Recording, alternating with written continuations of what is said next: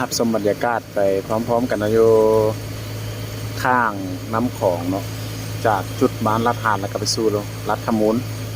ตอนนี้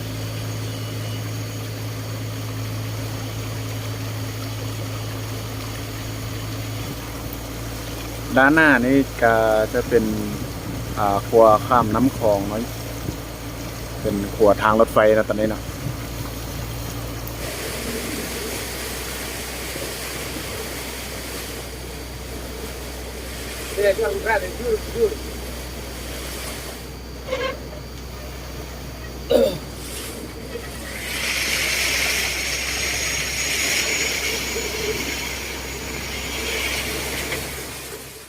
สวัสดีทุกคนเนาะมื้อนี้ก็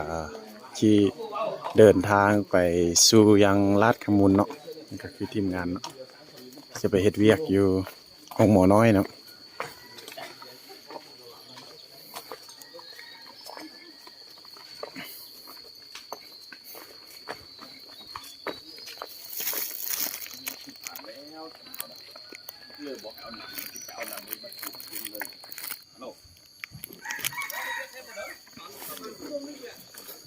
ฮัลโหลฮะท่าเรือลาดหานอันนี้ก็จะเดินทางไปยังลาดขมูลเนาะพี่น้องมันทำมักออกไกลอันนั้นน่ะแต่เบิ้งแม่มันมักออกไปวน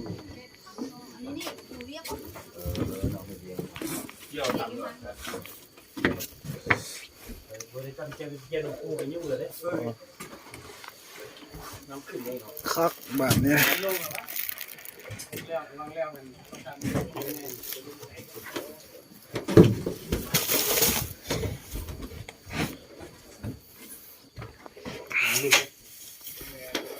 แกงมือขึ้นมาที่ก่อนแล้วนี่นะ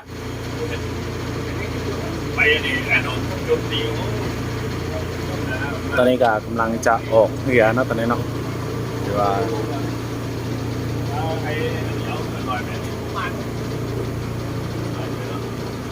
จากเนี่ยคนนับเลยโอ้แอบเลยยี่เป็นคนทำเรื่องเที่ยงแล้วเก่งคนพอกันเร็วเก่งไปทางด้านนี้ก็จะไปสู่ทางหลวงพระบางเนาะคือแก้งอ้อยเนาะขึ้นมาทางนี้ก็จะไปสู่ทางลัดขมูลเนาะขึ้นมาทางฮัตเตอร์นาซานไปแล้วเนาะ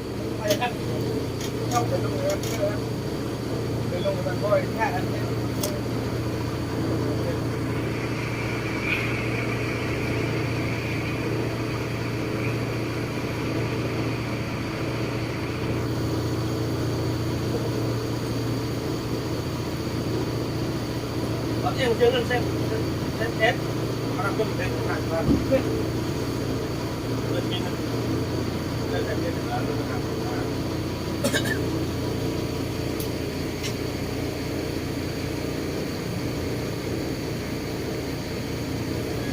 อ๋อครับเลยครับเลยเลยทำไง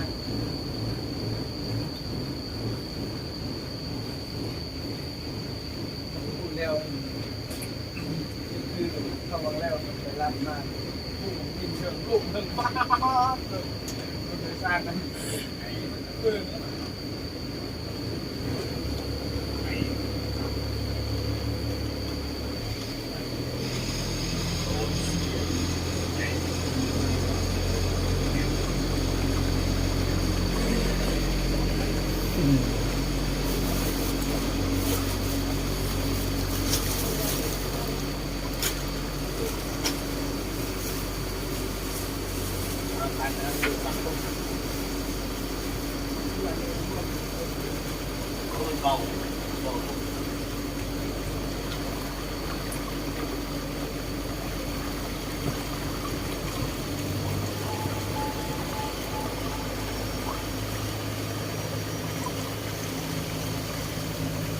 รับชมบรรยากาศไปพร้อมๆกันนะอยู่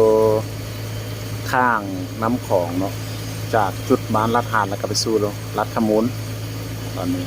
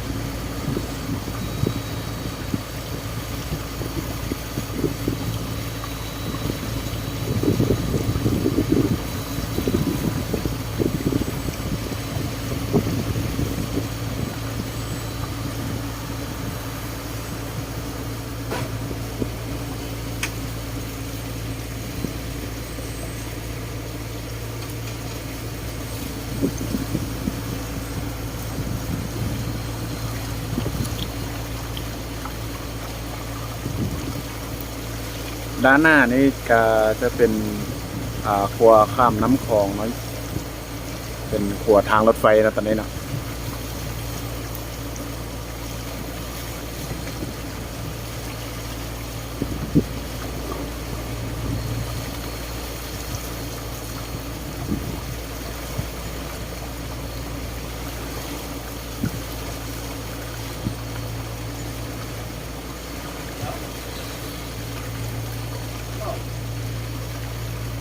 แน่ก็ให้ได้ไหมมีเพื่อนแล้วเพื่อนเอา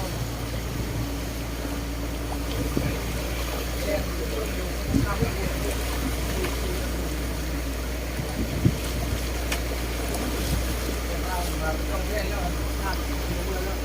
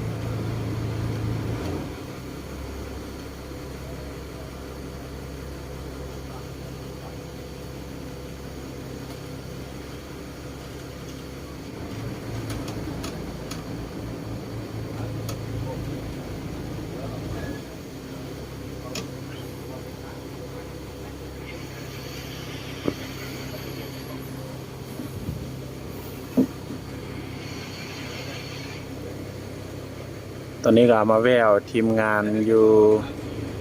จุดนี้เนาะขึ้นมาเฮ็ดเวียกอยู่รัฐขมุน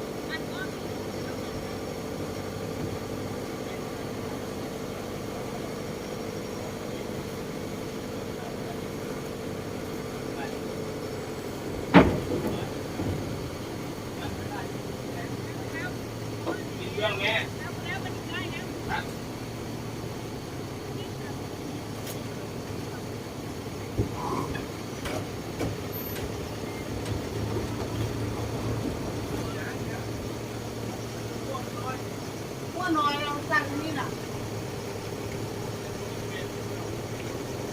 กินเขาเลยแม่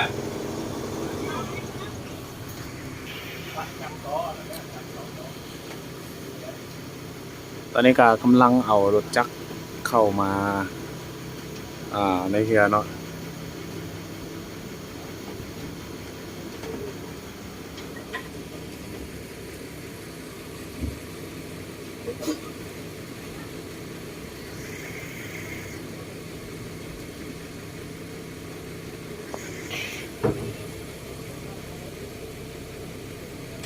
ฝากกงกันข้ามนี่ก็จะเป็นทางเมืองจอมเพชรตรงหลวงพระบางเนาะ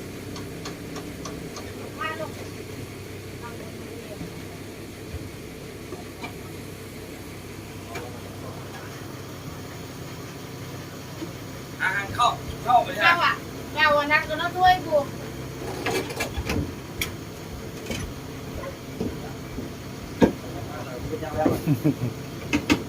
ไปเนี่ยนะกินอย่างนึงละเป็นสมองละ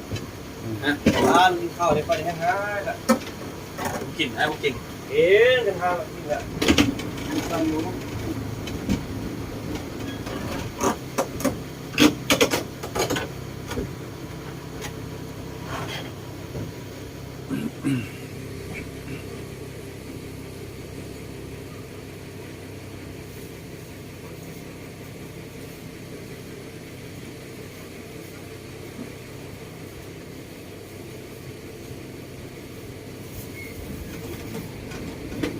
เอามัน ไม่ได้ละ เราดูแล้วกินข้าวเนี่ยใช่ไหม มันละลายกิน เขากินกันเนาะ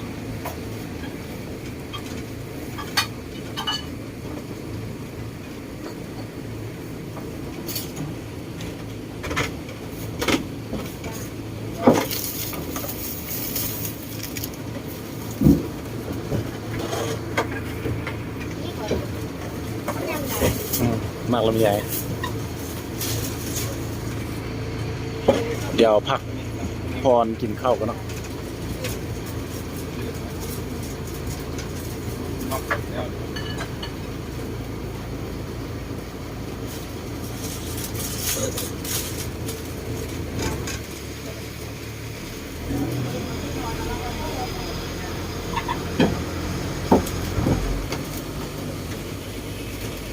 จ้าตายเด้อ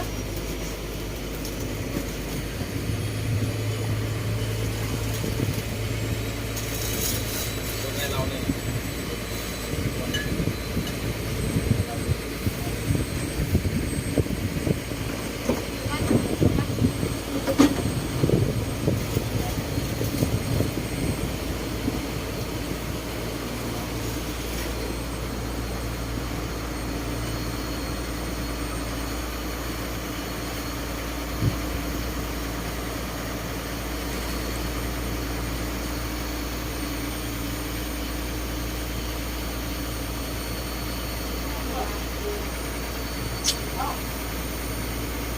วันมากันข้าวต้มจะมากี่นะได้น้องเลยงานนี้วันจะมีก่อนหน่อย ไปกินข้าวกินแล้ว พอจะมองว่าเนี่ย กินข้าวก็ได้พี่น้องนะ ว่าไม่ต้องสวยไม่ต้องสวยนั่น กดไฟไม่กดไฟอะไรอย่างเงี้ย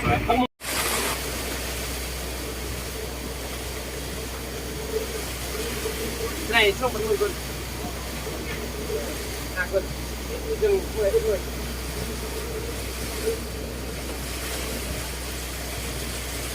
ข้าวก้นเตี้ยประมาณนี้เนาะนี่ข้าวก้นเนี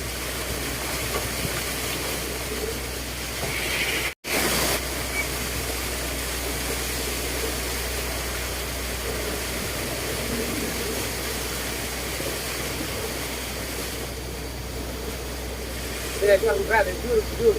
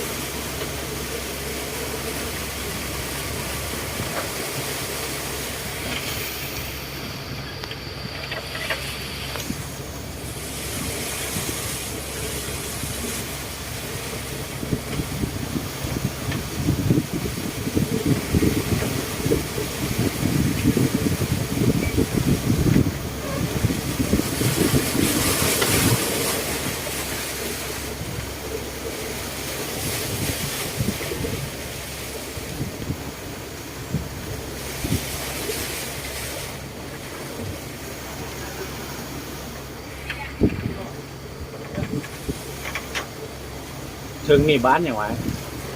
ถึงนี่นะ อันตัวบ่แม่น กูผัวจากร้านอาหารเป็นร้านขมุนนี้จักสุโมงอ่ะสุโมงบ่ายเนาะยามขึ้นนี่มันยังซ่าเนาะแองลมแองขนาด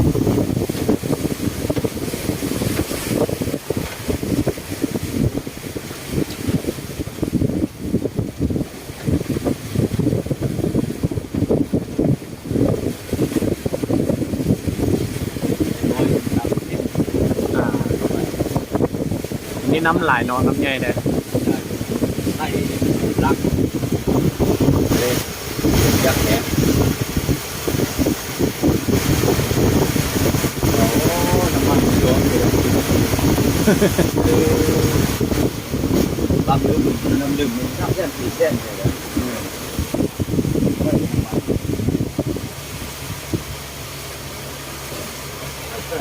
ได้ใส่ก่อนว่าอันเอาเบาแค่คนนี้ว่าเอาเบาเอาที่น้ำมันอะไรเยอะเที่ยว บ่ได้เนาะ ที่เจ้า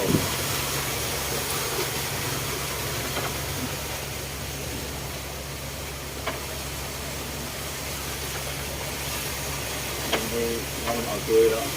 เราจะได้คุมแล้วเรา อ่า เราดึงน้ำมัน แมนช่วยได้เนาะ เออ ซำนี้เนาะแท้จริงนี่มันก็บ่คุ้มอะไรแบบ กินข้าวเปล่าร้านนึงแล้วลงร้อนอะไรแล้วก็น่าไปเติมลงแค่เติมไม่ก่อน ก็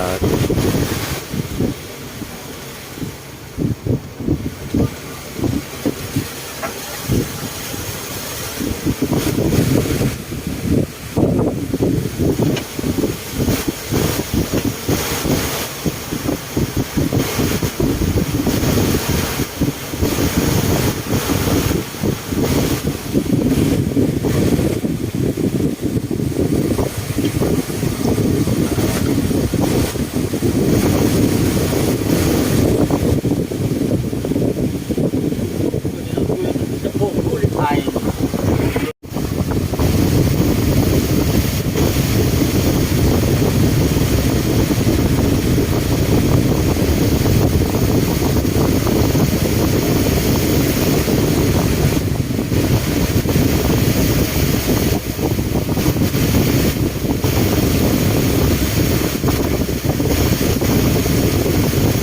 เดินสายหลายหน่อยพี่น้อง ไ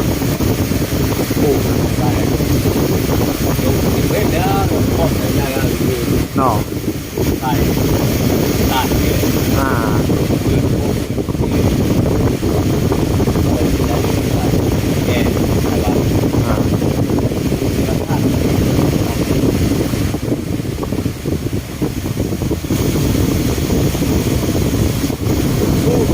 เดี๋ยวบ่มีไฟฟ้าซะเนาะบ้านนี่น่ะโอ้ ในน้ำตก เนาะ เนี่ยคนข้าง มันเด็กๆขนาด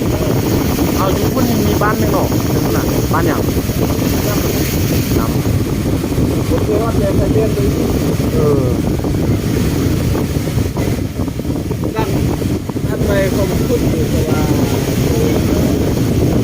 ตัวไปยืนอยู่ที่ลานจันทร์ ว่า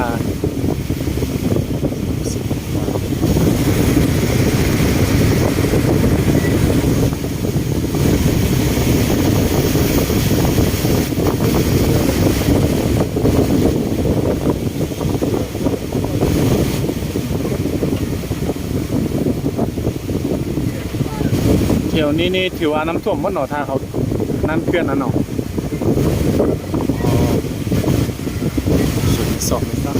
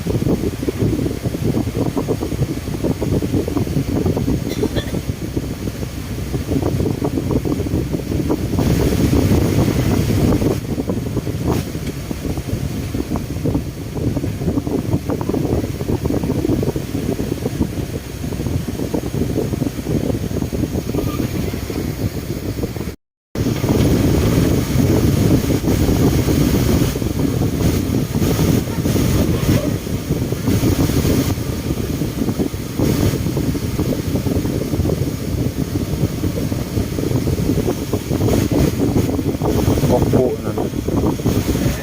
ย่อยให้อันย่อยให้เลย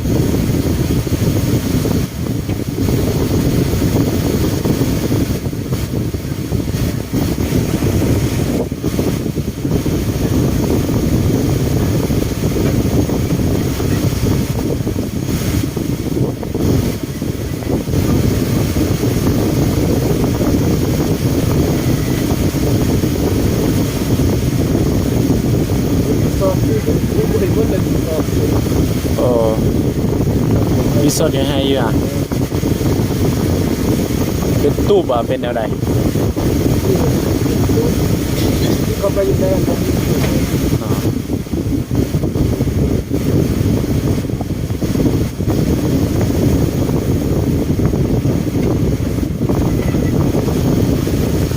อยู่มีเจ้าพ่อนะ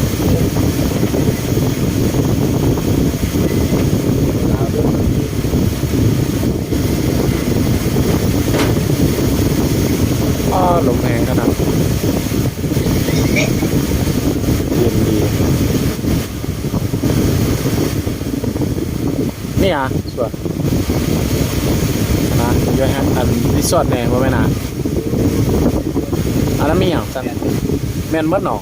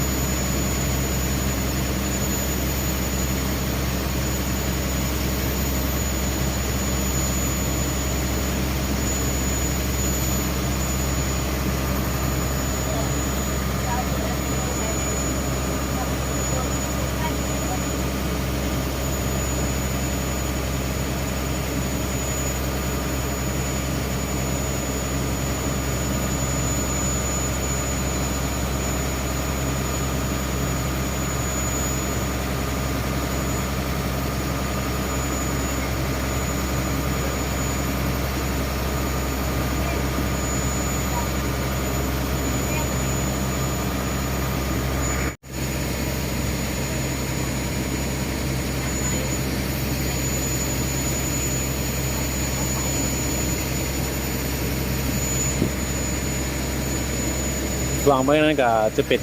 ทางเมืองจอมเพชรเนาะแกงหลวงพระบางเนาะ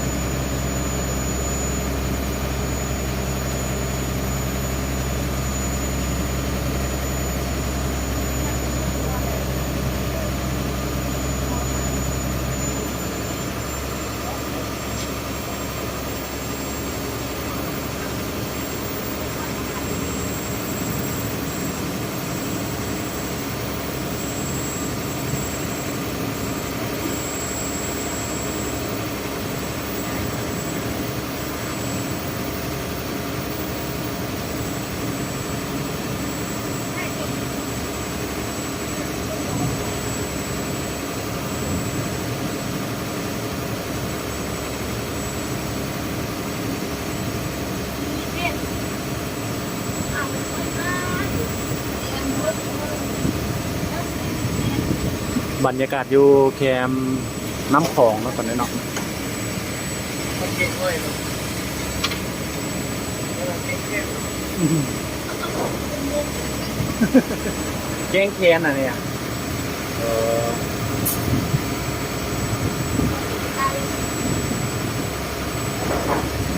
ก็ถือว่าอยู่ด้านหน้าเขานี่ก็จะเป็นทางแกงแคนเนาะตอนนี้เนาะ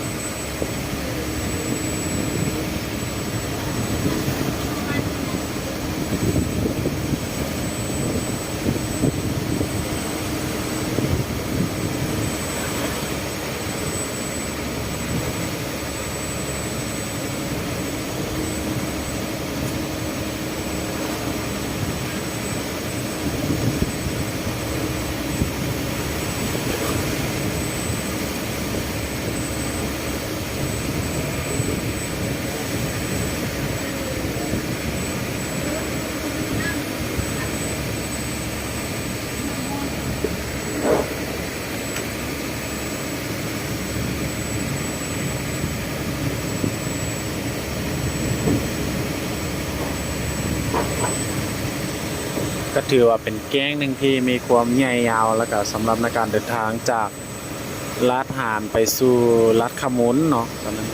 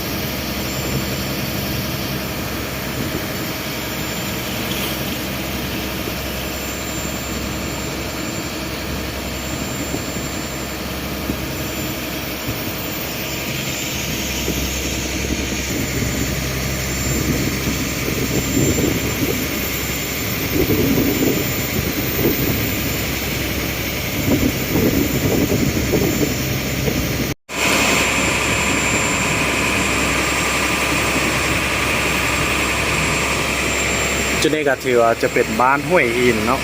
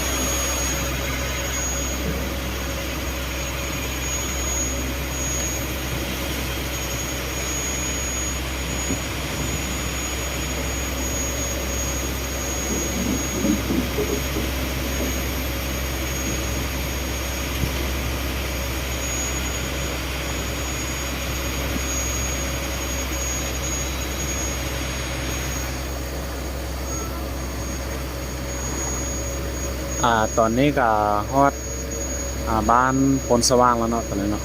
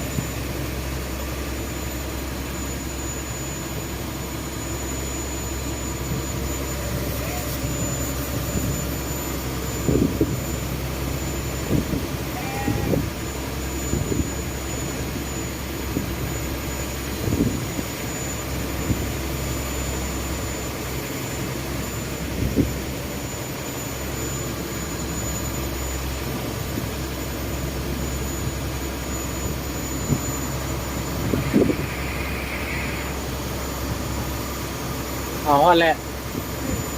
เนาะโอ้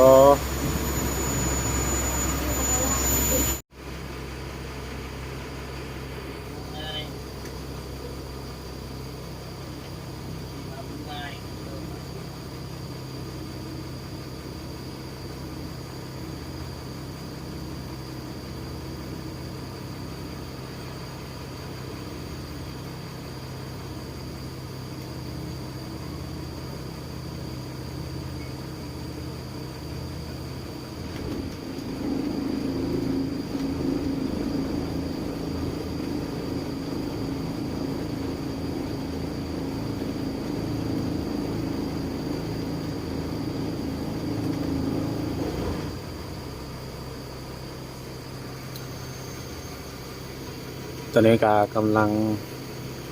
จอดที่เอารถหรือมอเตอร์ไซค์เนาะออกจุดนี้เนาะถือว่าจุดหมายปลายทางก็คืออยู่ทางนั้นเนี่ยนะจะเป็นบ้านลาดขมุนเนาะ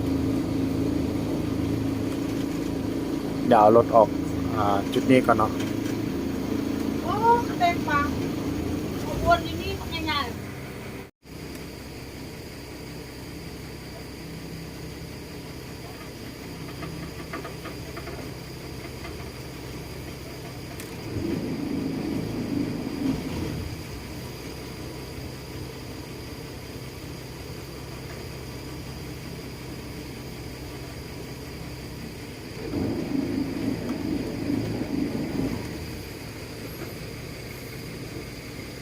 ทำ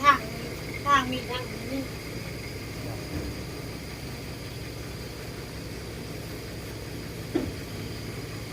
เพื่อนเมนโอ้เผาบ้วนอีกแล้วว่ะ เอ๊ะ ป่าบ้วนอีกที่น่ะ พอได้มา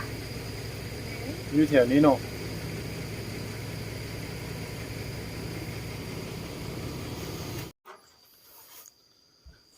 ถึงจุดหมายปลายทางแล้วนี่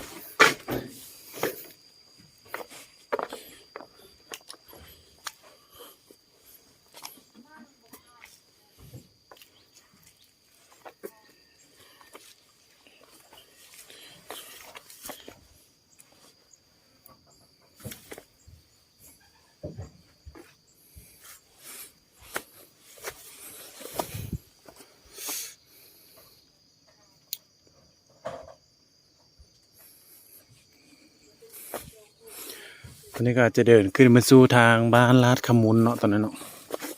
มาลงอยู่ทาไตเนาะ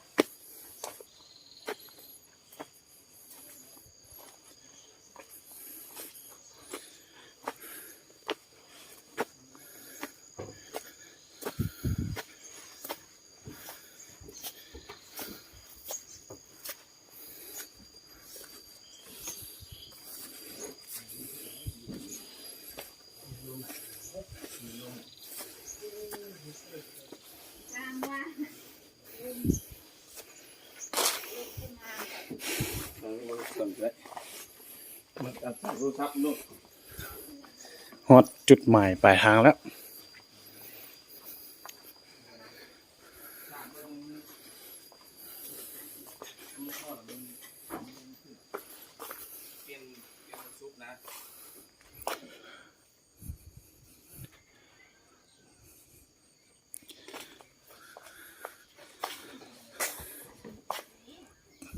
ไปทางด้านนี้ก็จะไปทางในบ้านลาดขมุนนั่นเนี่ย